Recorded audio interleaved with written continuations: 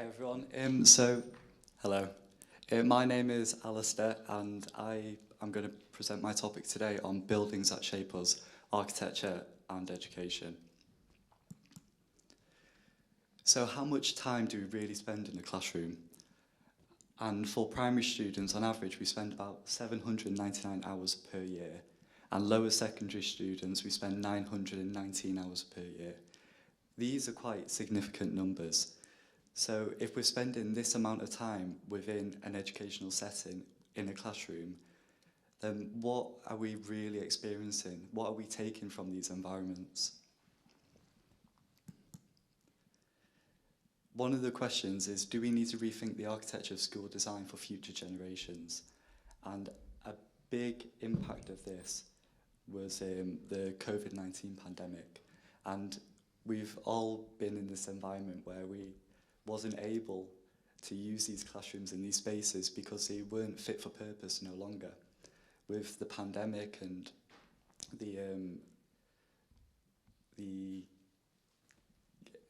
fact that we couldn't use them because of restrictions, we need to be able to create a design that can adapt to these in the future.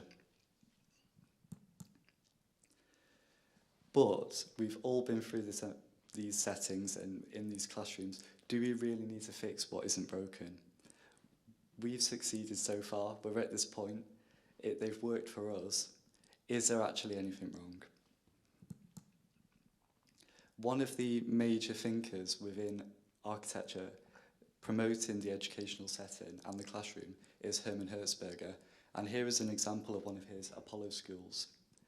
And as you can see in the plan here, he's really connected the schools through a central internal courtyard area, and he's designed these classrooms so that they can be adapted to each lesson which is taking place.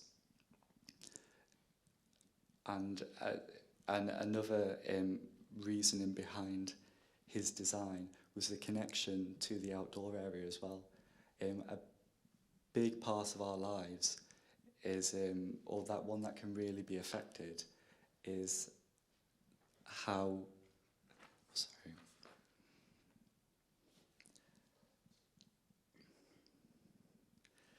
So being part outside, it can really reduce stress and anxiety.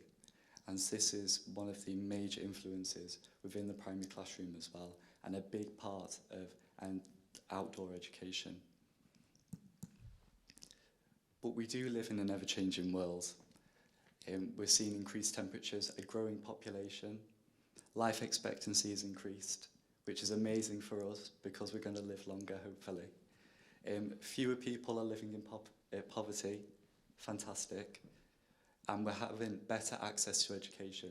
More people are being able to go to school, which is amazing. But the question is, where are we going to go? Because we're struggling at the moment to be able to accommodate the students which we already have. Why don't we just build more schools? Surely that's a simple answer, but it's not that easy.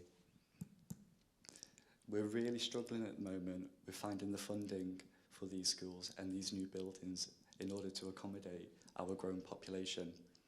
But the government has launched an initiative called the School Rebuilding Programme.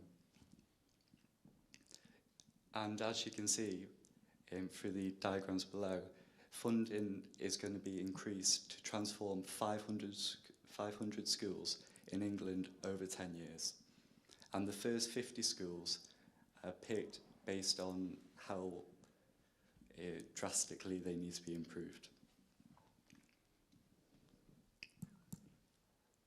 And one thing which I'd just like to say is we need to create spaces that are fit for the users, and we need to be going and outreaching to the local surroundings and really building these spaces, taking into account our needs and wants of the users to enhance their learning environment. So thank you.